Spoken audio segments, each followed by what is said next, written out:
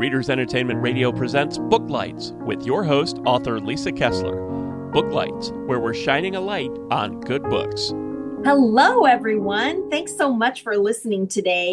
You are going to have so much fun. If you have never read Jennifer Lieberman yet, she has a really fun chick lit kind of book out, and I can't wait for you to meet her. So if you haven't read her books yet, I'm going to read her bio here so you can get to know her.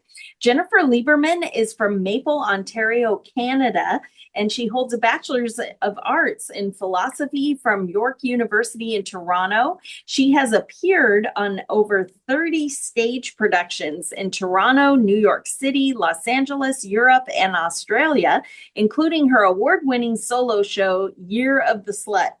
In addition to her performance career, she has produced over 40 independent film and theater productions and has penned a number of screen and stage plays, including the web series Dumpwater Divas and short films Leash and Details, which both screened at the Festival of Cannes. And then there's some French words that I will butcher. Court of Métrage, I think. My high school French is letting me down.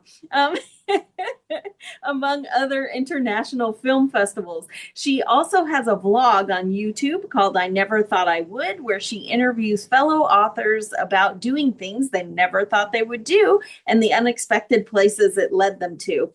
She has an amazing website, so you'll find the link for that right in the show notes. Feel free to click it anytime and sign up for her newsletter. Check out where you can connect on social media. And without any further delay, are you there, Jennifer? Yes, I'm here, Lisa. So nice to connect with you today. So nice to be here. Yeah, it's so great to have you here. And I read that you're in Canada. Is it still all frozen up there? It is still pretty cold. We Yeah. have not been above freezing for many, Dang many it. weeks now.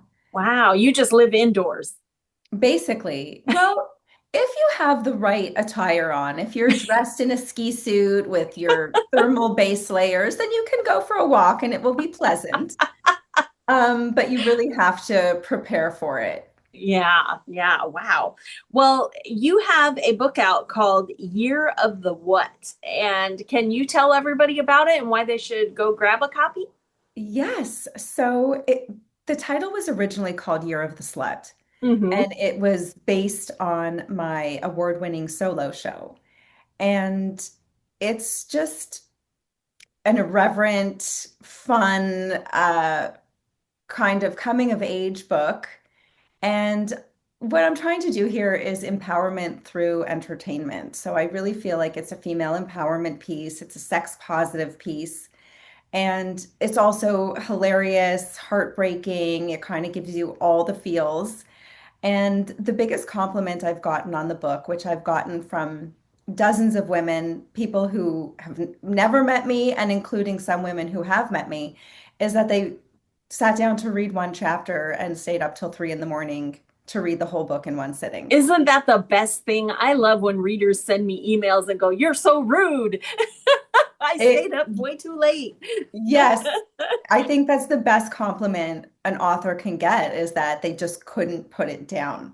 Right. And I'm sure we've all experienced a great read like that, and it's really enthralling. And it's nice to know that it's reaching people and people can relate to it, that they're finding it fun and entertaining. Well, what was the inspiration behind it? Because to me, I read the blurb and it sounded kind of Sex in the City-ish, but what made you go, I need to write this? Well, that's a great question. Why did I write this? So I never thought I would write a book. I, there's going to be a recurring theme of me saying I never thought I would. Uh-huh. And that's why I ended up doing that vlog. I never thought I would, because I Right. feel like a lot of our breakthroughs and big kind of successes, our big wins in life come from when we do things we never thought we would do. Right. So I am an actress and I began as an actress. I moved to New York City when I was 20 years old to pursue a theater career. And eventually, as the theater career was moving along, I got into film and film production and eventually ended up in LA. And when I was in LA, I was spinning my wheels for over a year trying to get a foot in the door, trying to get noticed, trying to get an agent, a manager, all the things that you need in order to Right. move forward in the entertainment business. And I was doing a creative workshop. I met a woman whose husband owned an agency. And we connected because we both like horse riding. Ah, So she has a few horses on her property out in Agora Hills. And she invited me horse riding. She had nothing to do with her husband's business, nothing to do with the agency. So it wasn't me pursuing a business contact. It was just, oh, this woman, I love riding. I haven't been horses. riding in years. Yeah. There was no horse riding in New York unless you're in the back of a buggy in Central Park. Right. So I went with her and we were just kind of chatting because she, at one point, was an actress and lived a creative life, and she lived in New York, and there were a lot of parallels. So she suggested that I write myself a one-woman show.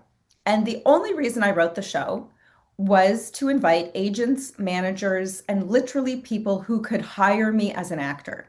Right. And it's LA. There's a million things going on. I needed to pick something really outrageous, an outrageous title, something that would get people's attention immediately in four Right. words, Year of the Slut. And it was kind of like a Sex in the City. And originally the play was loosely based on my life as a Hmm. naive girl from Maple, Canada, moving to the Who big went to New city, York? you know, falling in love with her first boyfriend, the only guy she'd ever been with, and then it ending in heartbreak and having to navigate the, the daunting New York dating scene, which Right. is, which Sex in the City is quite outrageous, but for somebody who was living in New York City and trying to date, there, it's You not that realized far it was off. more true. Yeah, more true than you Yes, realized. exactly. Exactly. Well, the Sex and the City premise started with Candace Bushnell's actual real dating misadventures. So Right. I kind of riffed off of that idea. And Hmm. that's how I created the show. I played 10 characters. And a lot of these Wow. characters I just invented because I wanted to show I'm a really fabulous actress. I can do comedy, I can do accents, I can do emotional scenes. And I just kind of threw the kitchen sink at it in terms of course, there was a cohesive storyline and the characters made sense in the world of the play. But I created all these kind of crazy, outrageous characters to stretch myself as an actress and Right. to show, like, yeah, I can play an old Ukrainian bikini waxing lady. I can play, my overbearing Jewish mother. I can play my crazy dominatrix roommate. I can play all, the gay fashion designer. Yeah. Anyway, so that's how it began. Hmm. And like in the movie La La Land, nobody really showed up. None of the people Right. who could hire me. I had some friends from acting class. My mom came from Oh, Canada with yay, one of her mom. besties, so I had some support, Right. but it didn't achieve the goal I actually was trying to achieve. Right. However, however, as I was creating this craziness in my living room, because that's where the magic happens, Right. when you're a creative, everybody thinks it happens on the stage and on the sound stage or at the rehearsals. It's like, no, no, no. If you're not bringing the magic, you have to prep for all those things in your living room or in your bedroom, in your home, in your space. And if you Right. can't create the magic there, it's never coming with you to rehearsal or Hmm. to the stage or to the shoot.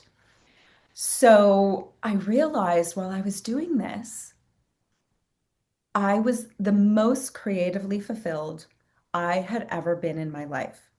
Because for the first few years of my acting career, I was kind of a victim. People would take one look at me and be like, "Oh, you're this." And there's Right. there's something great about being typecast because it allows you to work consistently. But also, I felt like I never had the opportunity to really show my chops and show what I could do. Right. And I was so creatively fulfilled and excited about the process of creating this show that I kept going with it. And you went through several rewrites. I did three different productions in LA, got into a festival in New York, and yeah, in the motherland in New Right, York right. City. Uh-huh.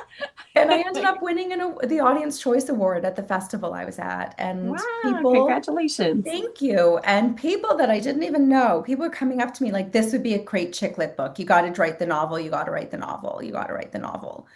So, whenever somebody says like, oh, you got to do this, this will open the door for you. This will open the door. I'm like, well, I want the door to open, so I guess I'll do it. Right, So just like I did the show in hopes that a door would open, I wrote the book hoping a door would open. right, right. And then, but being so naive about writing and publishing and everything, I wrote the manuscript, tried to send it to literary agents, publishers. I was so naive that I wasn't even working with an editor or a proofreader or any of the professional people I should Right, have been working right, with, trying to get, trying to compete in the big leagues right, with right. publishing companies. Anyway, wrote it. My girlfriends were excited about it, sent it to a few close girlfriends, and then we get discouraged. And then some girlfriends would call me up and be like, whatever happened to that book? It was so good. And then I'd Oh, kind of get a little more fire. Eventually, I did work with an editor.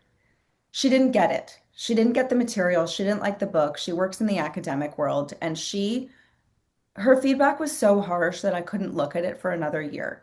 oh, dang. And in hindsight, she was just the wrong person. Right. And she should have just said, you know what? This isn't my cup of Not my tea. thing. Uh-huh, Not my yeah. thing. Maybe find somebody who's aligned with this type Right, of content. But she right. was a friend of a friend, and I was just like, Hmm. oh, she's an editor. Once again, naive, didn't do the proper research, Right, right. you know. So eventually it became into a several year journey of getting this book published. And eventually I just self-published. Hmm. And and then it was dead in the water because all of the bots that were the gatekeepers for getting my ads approved blocked it because of the word slut. Okay. So that's why it changed to the year of So what? that's why it's now called Year of the What, Hmm. because I did launch it with its original title in 2018 and it was dead. And I couldn't get past, I could post it on Facebook or Instagram or Amazon. I could not advertise and I Right, couldn't get outside my own friend group. right. So that was a huge caveat. So change that. I never thought it would change the title. Never thought I'd write the book. Never thought I would change the title. But one of my friends called. She started off as a mentor and a consultant, and now she's a friend and a writing partner. She was the one who suggested I change the title, and after a whole bunch of, Kicking and yeah, exactly. After a few temper tantrums, I was like, oh, yes, fine. yes. Because they do attribute the title to the success of the physical show. Getting Hmm. butts in seats is the hardest thing to do for live theater, especially in the Hmm. age of streaming and social Right. media. Like nobody needs to go anywhere. You have your phone, you can be entertained till the end of time. Exactly. So long, short story long. That's what happened. That's how this book came about. Yeah, well, and books in general, we're facing that same exact struggle of, I mean, we don't have to get somebody to go out of their house. You can get an ebook, but it's still the now that our attention spans are down to, wow, that video is 2 minutes. I don't think I can, you know, and now you want them to sit down and read a book. So it is difficult in, our new social media world to attract someone and keep their attention. So it is a real challenge to do that. And I love that you have people who are like, I was just going to read one chapter and I accidentally read the whole, because that's really how we have to write books now. Yeah, Because if there's not a constant hook at the end of each chapter, the book might get set down and it might never get picked back up. So it's exactly. important. Yeah, it's a big challenge. And I'm a reader. I'm sure you're a reader. And Yes. for us readers, we're always going to keep reading. Right. Right. but it's about breaking into that new audience and showing a younger generation that reading can be pretty Pretty awesome. magical. Yeah, yeah. Pretty awesome. It can transport you into worlds and into scenarios and show you different experiences and points of view that you don't necessarily want to experience in real life. Right, But right. it's kind of fun to be transported for a few hours. Exactly. Yeah. In October, I always dedicate the podcast to horror and spooky books and things. And we always talk about how novels are so special because you can like be actually in the skin of someone, but you're totally safe in your living room. Exactly. So, yeah. Well, in without any spoilers, did you have like a favorite scene of the book? Oh, okay. Well, I love the opening scene because it's just the catalyst for everything. Mm-hmm. And in the opening scene, she's in a hotel room with her ex-boyfriend who totally broke her heart, the one she thought was the one. She Right. saved herself. She had these old-fashioned values, and he takes her to a hotel room. He was a broke musician their entire relationship. They've been apart for several months at this point, and now he's got a big job at a record label and takes her to a hotel, and she's all excited and thinks that they're going to get back together. And after they do the deed, he informs her that he's now living with his new girlfriend. No, dang it. So that is how the book begins. And that is what sets her off on her little journey. Right, right. Her sexual revolution. Exactly. I love It's it. like I saved myself for this. I know. And first times are usually nothing to write home about. Dang it. No, no, not necessarily. But she had broken up with him because he wasn't paying attention to her and wasn't fulfilling her needs the way she needed him to. Hmm. And she thought, okay, after this time apart, he's calling me, he wants to see me, he's taking me to dinner, he's taking me to hotel. Of course, he cancels on dinner, but she Oh. still goes. Yes. Yeah, and it's a lot of mistakes that a lot of young women make early Hmm. on. Hmm. And especially because, sometimes we cling to an idea of a relationship that doesn't really exist. And Right. it really takes being kind of beaten down several times for us to get the memo. Yes. And and let me just add that this is not the last encounter she has with this man. He keeps coming back. Well, He's the bad penny. he keeps trying, not to get back together with her, but she naively thinks like, oh, maybe now he realized Right. that I'm really the one. Right. Yeah. And and also the idea of the one is a very kind of young idea, and Hmm. as we evolve, we realize that no, it's you're the one I choose to work on this with. Right. It's not like, ooh, this magical, ethereal, The like twin flame. Yes. twin flame thing. There can be several the ones. There can be Yeah. many the ones, but it's the one you choose to spend your life with and work on that relationship every day. And you decide every day, this is the person I love. Right. Because every relationship is a roller coaster. Life is a roller coaster. Your relationship is on that roller coaster with you and Hmm. has some loop-to-loops of its own. Yes. Yes. Well, and there's the whole that we all evolve. We think we'll never change, but we all do. Yes. And it's that evolution of, is this person growing with me or are they holding me back from growing? Or, Yeah. so. And also, are we communicating clearly and Hmm. having those conversations Right. as we're growing? For sure. Because if Yes. you just wake up one day and like I'm totally different and you're totally different, well, that didn't happen overnight. And Exactly. it's that constant check-in and that Hmm. constant work that's not very entertaining and not very romantic, but that's what makes these relationships solid and makes them work and gives them that longevity that we want. Right. And we get an honest viewpoint of that person rather than the ideal that we set them, on a shelf. Nobody is just one ideal. We're all multifaceted. And if we get out of touch, then you miss that part. Yes, exactly.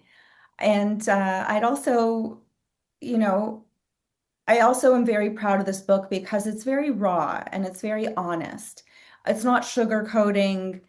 Um, there are several of us, especially when we're younger, who keep going back to the guy that didn't treat us properly. And Right. one of the reasons is our number.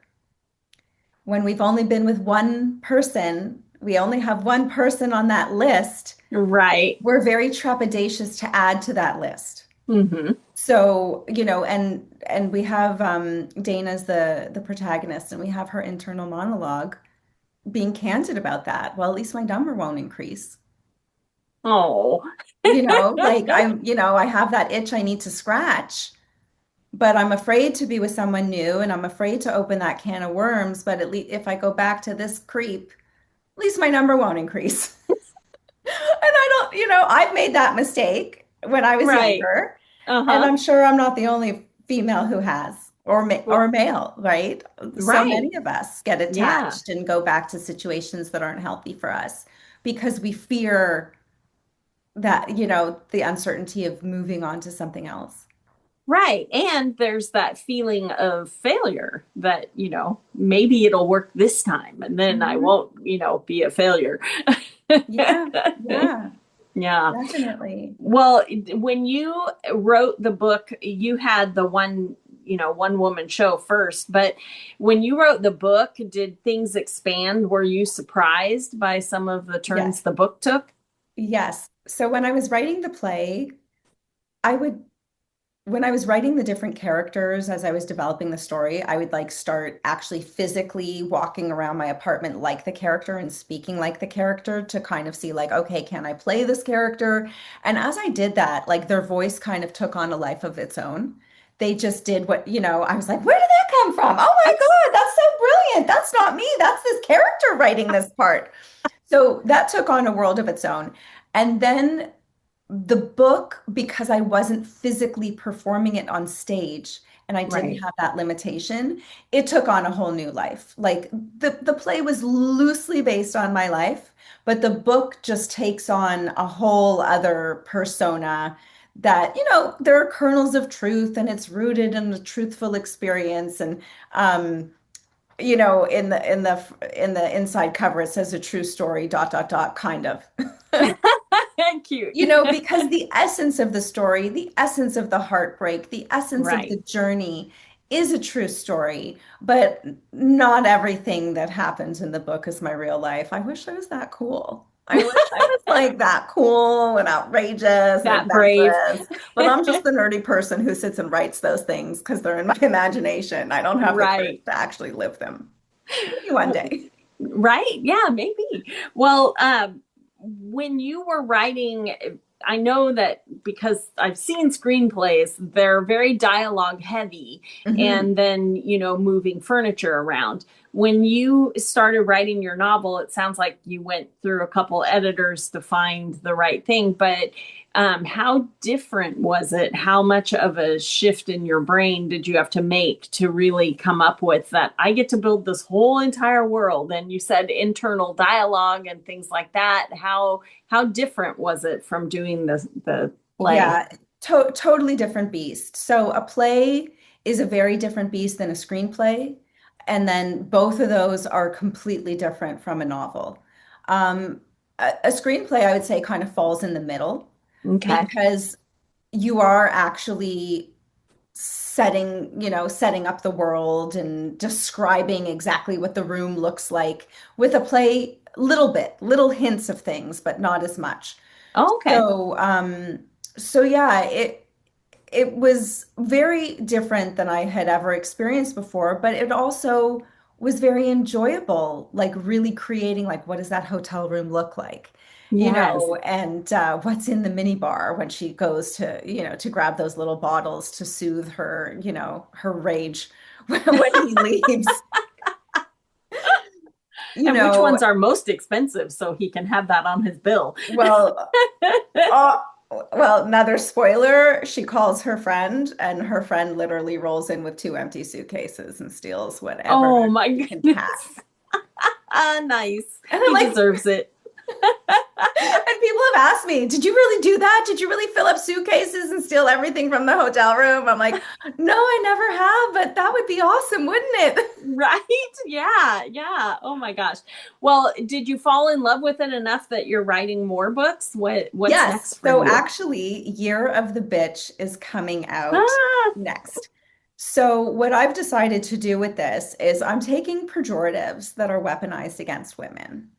When we are younger, when we're in our teens and our 20s, and people want to hurt us, they use the word slut. They call us a slut, whether we've been with zero people, one people, a dozen people, it doesn't matter. That's a right. word that is weaponized against young women. And Mm-hmm. basically, one of the things I do in this book is deconstruct it. So with the next book, she's more mature. She's in her 20s for Year of the Slut. She's in her early 30s 30s. for Year of the Bitch. And she's become a little more successful, a little more assertive, a little more self-aware. And what women are called when we come into our own a little bit? Oh, bitch. And Uh-huh, yeah. we've reclaimed it as boss bitch and things like Right. that. So yes, that is book two. It's coming out within the next year. So either late Oh, yay. 2026, early 2027. And that's the next one because that's another word that I really wanted to deconstruct. And we're continuing on Dana's journey and her friend Kelly, her best friend, who's no longer a dominatrix, is along for the ride. Oh, fun. And yes, because it has a buddy element to it, because every girl needs her best friend, Yep. or her group of best friends, their besties. Like we don't have a Hmm. life without our besties. Right. So yeah, that's the next one. And then the third one in the trilogy will be Year of the Queen.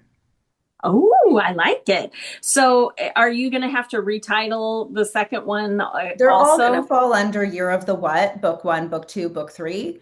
But I'm going to Okay. put in the inside title the correct Okay. names. Yes. Because Queen won't be a problem, but I'm Right. anticipating bitch will be just as much of a Exactly. problem as slut. Right. Even though these words are used in broadcast, they're not the seven forbidden words in broadcast. They're Right. colloquialisms that we use all the time. But I just don't want to fight with bots. Hmm. It's not Well, worth and my the, time. yeah, and the advertising machine, they frown on that just because the other people, where it says sponsored and it's in their feed and they're like, what? So Exactly. anyway, yeah. Exactly. So yeah, so that's what's next on the agenda. And I do have a nonfiction book coming out in April. Um, so I also have a company called Make Your Own Break, where I help actors and writers create their own vehicles, like I did for myself with Year of the Slut.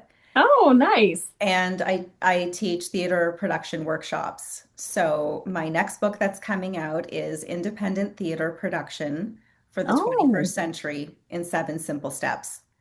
And nice. that will be available the beginning of April. I did notice that you had making your own audiobook. Did you make an audiobook I for? did. I did. Oh, That was nice. like the biggest stab in the heart after Year of the What had done well. Everyone's like, "Oh, do you have an audiobook? Do you have an audiobook?" And I'm like, "Do you understand how hard it was to just get the book done?" Right. So during COVID, it was a great opportunity while I was locked at home Right. to hide in my closet and record an audiobook. And the first time round, I recorded the whole book and made so many mistakes that I had to scrap it and start from scratch. No, dang. Oh, Yes. So my friend Stacy Demalski, the memoir midwife, just to give her a little bit of a shout out, she was the one who suggested I change the title, and then she was the one who when I did the audiobook twice, she's like, "Oh, perfect. now you can do a how-to book so nobody needs to make the mistakes you made the first time. So that one also became a number one bestseller on Amazon, which was really exciting. Nice. And yeah, I do teach these theater production workshops. I've taught them at Toronto Metropolitan University. I've been teaching them on my own for years. So I decided, okay, well, there hasn't been a book on theater production published in a while. Maybe I'm the one to do it. Nice. I love that. Well, when you put out the other two books, are you going to do the audiobooks for them too yourself in your closet? Most likely. Hopefully Yay. by then Okay. I'll be working in a studio, in Actual studio. an actual studio or even a better home studio. But yeah, during COVID, it was just kind of like something to do, and I made a makeshift cocoon in my closet, and the audio turned out pretty well. You Oh, can that's do good. it. It is possible. Right, right. I've had friends who have like put soundproofing all over their Hmm. closet, and then your clothes also act as a buffer, but it gets real Hmm. hot in there, I hear. Yes, yes, it is. They're like But one if you chapter have, at a time. yeah, well, and that's the thing. In the how-to book, I describe how to kind of make your at-home makeshift studio, and I do talk about pacing yourself Yes. and that it's completely unrealistic to do more than one chapter a day. Hmm. Even if you were a professional voice actor, it's just not realistic because you're not going to be able to read one chapter clean without Right. having to go back at a paragraph. You're going to flub a word. You're going to have to cough. You're going to sneeze. There's going to be, a lawnmower that goes off in the middle of your recording that you didn't know that it was the day to cut the lawn, you know? Right, right. Yeah. So that's the thing. Yeah. So I actually offer like a schedule of chunking it out. And even before that, I suggest 30 days of vocal exercises every single day before you even attempt this. Wow. Yeah, and you put those in the book also? Yep. And Oh, great. yep. And I give vocal exercises that you can follow, articulation exercises, like not singing, but just Right. you're not going to run a marathon. You're not going to just wake up one day, throw on your sneakers and be like, on today. It's not going to Exactly. happen. You need to train yourself. And Hmm. our voice, our vocal cords, our muscles, our mouth, our tongue, our lips, all the things we need to speak and articulate, they're muscles. And they need to be trained and warmed up and worked if we are going to run a marathon with our mouth. Yes, 100%. And my background before I was writing books, I was a classical singer and I did things with lyric opera and San Diego Opera and all that. And lyric Incredible. opera, we did a lot of Gilbert and Sullivan and it had all the patter songs. And so every night before a show, the whole cast is in a circle and we are saying all of the things to, tongues and teeth and, and all the different say we Yeah. had things about dragons and but to get because really we don't even think about it because we talk so much Yep. and it seems natural, but the reality is we're really lazy. And when you get thinking about that everyone has to understand every single word, suddenly your tongue goes, wow, dang. Yeah. And also you want to intonate and you want to be able to emote and you want to, pick it up off the page and breathe life into it. And so for me as well, when I'm doing stage work, I'm doing vocal exercises every single day from the day I get cast until the show closes. Not just when rehearsals start, because Right, you're usually cast, whether it's a couple of weeks or a couple of months before the rehearsals begin. right. I'm doing my vocal work constantly.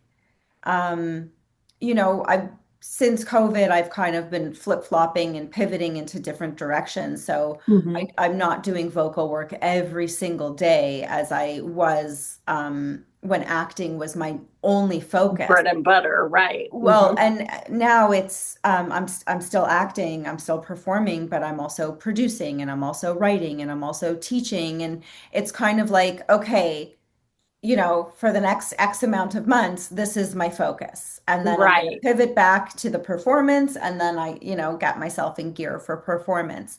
But somebody I worked for in LA years ago, he said, like, being a creative and being a business person are not mutually exclusive. And he's like, Hmm. sometimes you might only get to wear the creative hat 1, 2, 3 months a year, and you pivot the Right. rest of the year in order to make your business thrive, Hmm. because my performance is part of my business. Right. Right. It's Teaching just one theater, income stream. and Yeah. not just that, teaching theater production and producing theater production is only expanding my network for my performance opportunities. Right. Right. Everything I'm doing kind of feeds back into itself, as Hmm. opposed to having like a side hustle that's completely separate Completely different. from Right. the Hmm. from the creative process of, storytelling, right? Whether it's on stage, Right. on screen, in a book, we're all storytellers. Yeah, I love that. Well, if somebody reads your book and they get really excited, how can they connect with you? Are you on social media? Should they join a newsletter? Or what's the Yeah. best way? So there is a newsletter. I don't send it out very often, usually once a quarter. So my website, yearofthewhat.com, is the best way to get in touch with me. It has all of my social links. I am the most active on Instagram. Okay. X I don't use very often, more so Facebook, but Instagram I'm on regularly. And then there's a contact sheet. You can send me an email. You can connect that way. You can sign up for the newsletter. But all of that you can find on my website, yearofthewhat.com. If you just want to go to my Instagram directly, it is I am Jen Lieberman. Oh, I love it. And also, I always like to mention that if you read the book and you are so excited and you can't wait for the second book, send her a message. I know that we all feel like, oh, they're so busy, but there are days when writing is hard and we feel like we are bleeding out words, and you could be responsible for inspiring her to finish that next chapter. So don't be afraid to send a little message that, your book resonated with me. I love the book. When's the next one? Whatever. It is always encouraging to an author to hear from readers. It makes it all worthwhile, right? Exactly, exactly. The feedback is why we do it. Hmm. Like how boring would it be if I was just sitting alone in my home with my book?